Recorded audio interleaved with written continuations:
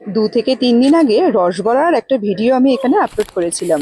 সেই রসবড়া যে বানিয়েছিলাম ডাল ভিজিয়ে, সেই ভেজানো ডাল থেকেই অল্প একটু ডাল তুলে রেখে দিয়েছিলাম দই বড়া বানাবো বলে। যাকে বলে এক ঢিলে একদম 2 পাখি মারা। কাজটা কিন্তু বেশ বুদ্ধিমানের।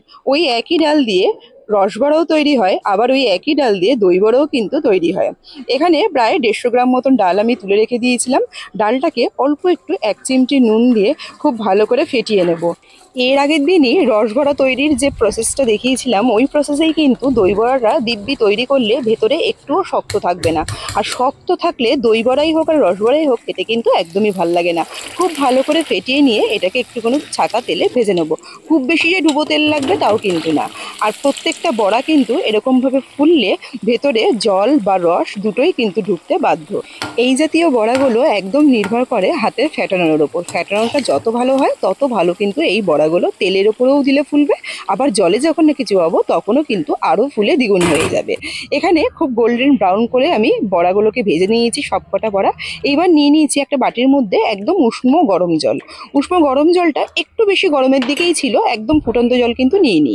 অল্প একটু আদা আর অল্প একটু নুন দিয়ে বড়াগুলোকে মোটামুটি আধা ঘন্টা ভিজিয়ে রাখলেই হবে। বড়া যদি খুব সুন্দর করে ফোলে তাহলে কিন্তু আধা ঘন্টা যথেষ্ট ভিজিয়ে রাখার জন্য। তেলের ওপর ভাজার সময় তাই কিন্তু খুব বেশি বড় বড় বড়া দিলে তাহলে কিন্তু জলের মধ্যে ফুললে আরও কিন্তু প্রায় ডবল হয়ে যাবে।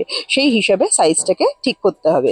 এখানে দেখুন আধা ঘন্টা আমি ভিজিয়ে রেখেছিলাম, আর প্রত্যেকটা বড়া একদম জল টেনে নরম তুলতুলে হয়ে গেছে। খুব বেশি চাপও দিতে পারছি না, তাতে বড়াগুলো ভেঙে যাবে। তো হালকা করে ভাঙলেও কোনো অসুবিধা নেই, কারণ সমস্ত জলটাই চেপে চেপে কিন্তু আমার বড়ার থেকে বের করে নিতে হবে।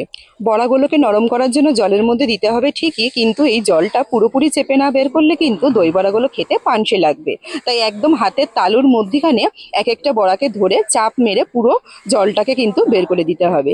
আর এখানে দই বড়ার জন্য আমি একটু দই, তেঁতুলের চাটনি, অল্প একটু চাট মশলা, একটু ভাজা মশলা মানে ভাজা জিরের গুঁড়ো আর কি, আর একটু ধনেপাতা নিয়েছি। জল চিপে নেওয়া বড়াগুলোকে একটা প্লেটের মধ্যে দিয়ে দিয়েছি, দিয়ে এবার ওপর থেকে প্রায় 2 চামচ করে দই দিয়ে দিচ্ছি। দই কিন্তু এই বড়ার মধ্যে একটু বেশি দিলে খেতে বেশ ভালোই লাগে, কারণ বড়ার ভেতরে যেহেতু কোনো ফ্লেভার নেই, ওপর দিয়ে এই দই আর তেঁতুলের চাটনির জন্যই কিন্তু খেতে অপূর্ব সুন্দর হয়। সমস্ত বড়াগুলোর ওপরে ভর্তি করে করে দই দিয়ে দিলাম। দইয়ের ওপর থেকে প্রায় 1.5 চামচ করে তেঁতুলের চাটনি দিয়ে দিচ্ছি। আর এই তেঁতুলের চাটনিটাও কিন্তু একদম ঘরে বানানো, একদম হোমমেড যাকে বলে।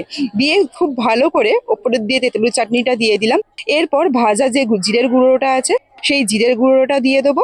আর যে চাট মশলা আছে, সেই চাট মশলাগুলোকেও অল্প করে করে দিয়ে দেবো। তবে চাট মশলার মধ্যে যেহেতু নুন থাকে, আমি তাই এক্সট্রা করে কিন্তু কোনো নুনই ব্যবহার করিনি।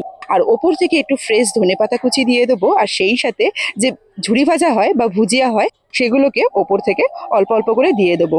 তাহলেই কিন্তু প্লেটিং একদম কমপ্লিট।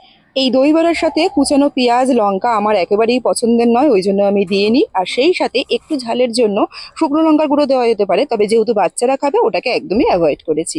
এইরকম একটা প্লেটিং কিন্তু একদম দোকানের দই বড়াকেও হার মানাবে। আর দোকান থেকে কিনতে গেলে বেশ চড়া দামে কিনতে হবে, বাড়িতে কিন্তু খুব ইজিলি এটা তৈরি করে নেওয়া যেতে পারে। আজকের রেসিপি আর ভিডিও কেমন লাগলো অবশ্যই জানাতে ভুলবেন না। রেসিপিটা ভালো লাগলে যদি ফেসবুক পেজ থেকে দেখে থাকেন, পেজটা একটু ফলো করে নেবার অনুরোধ রইল। আর যদি ইউটিউব চ্যানেল থেকে দেখে থাকেন তাহলে চ্যানেলটা একটু সাবস্ক্রাইব করে নেবার অনুরোধ রইল। দেখা হচ্ছে পরের কোনো রেসিপিতে। ধন্যবাদ।